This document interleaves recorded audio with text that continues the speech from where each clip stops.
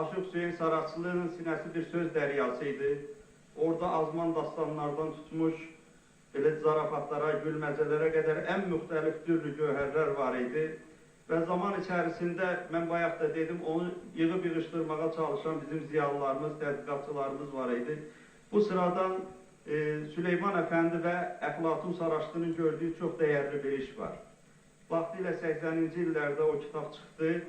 O, Aşıq Hüseyin Saraçlı'nın həm özünün şeirləri, düzüb qoşduğu əhvalatlar, həm də ümumiyyətlə sinəsində gəldirdiyi çox dəyərli folklor örnəkləri, belə deyək ki, dastan örnəkləri və yaxud onlardan parçalar, qollardan ibarət idi.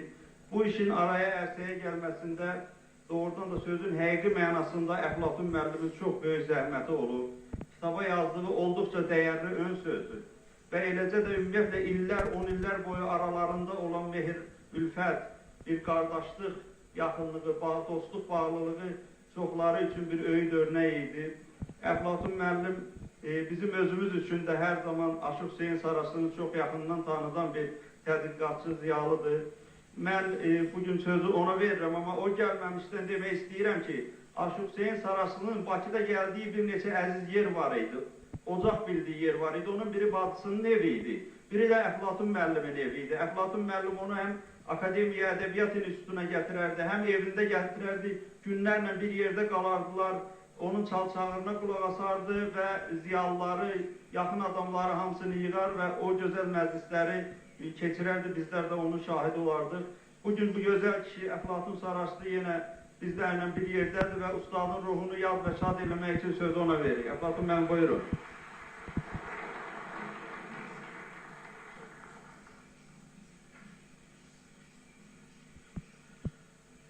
Həmişə məndən soruşurlar, sizin Aşıq Hüseyin Saraçlı ilə qohumluğunuz varmı? Hə deyirəm. Amma Allah şahiddir ki, sizlərin bu alqışınız, bu məhəbbətiniz də göstərir ki, Aşıq Hüseyinlə mənim sevgim, münasibətim tək qohumluqla, qonşuluqla, borçallıqla ölçülmür. Onun ecazkar sənəti, qüdrəti, ozanlığı, azmanlığı ilə ölçülür.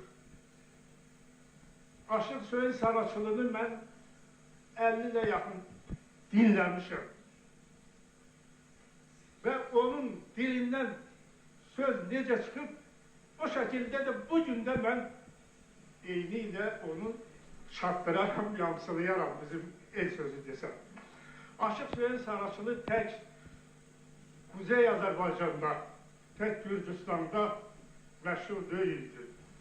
O 30 milyonluq Güney Azərbaycanında, Türkiyədə və başqa türklər, Azərbaycan türkləri eləcə də yaşayan ölkələrdə, bölgələrdə tanınırdı, sevilirdi, dinlənilirdi, hətta toylara da gedirdi. Mən də bu gündə Aşıq Hüseyin Saraçlı'nın Türkiyə və Güney Azərbaycanlı el şairlərindən, aşıqlarıyla deyişmələri var. Onların bəzilərini biz həmin kitaba daxil edilmişik.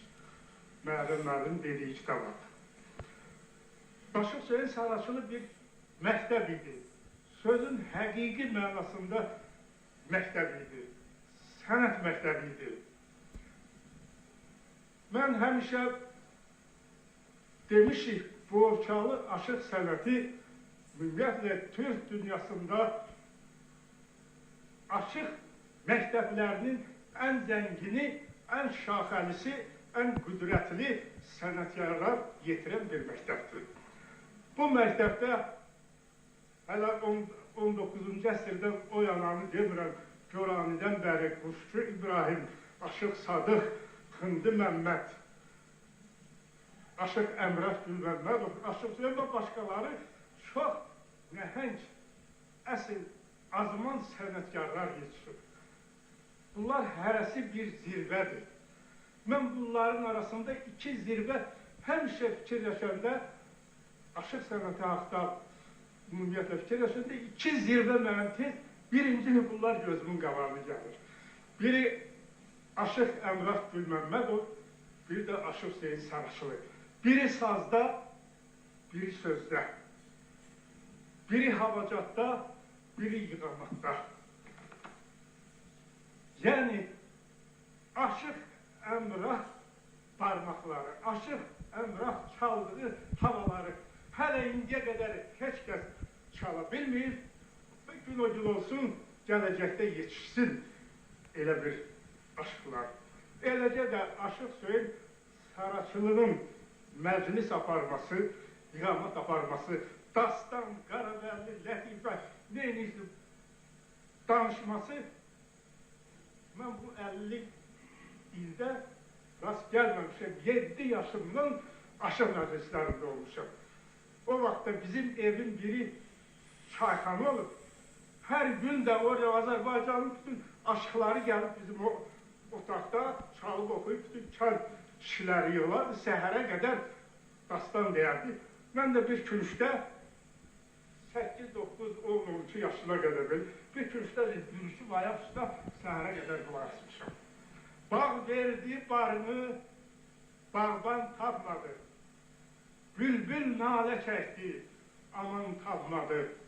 Əflatun Saraçılı dərman tapmadı. Hüseyin Saraçılı nigaran getdi.